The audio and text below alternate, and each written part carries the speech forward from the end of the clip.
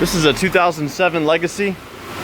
It was having an issue with the AC not coming on, and I used this to see that it was adequately charged up, and I wasn't measuring any power at this connection right here. There's a 2-wire connection. One of those wires is ground, and I measured a good ground there. The other one was not getting power.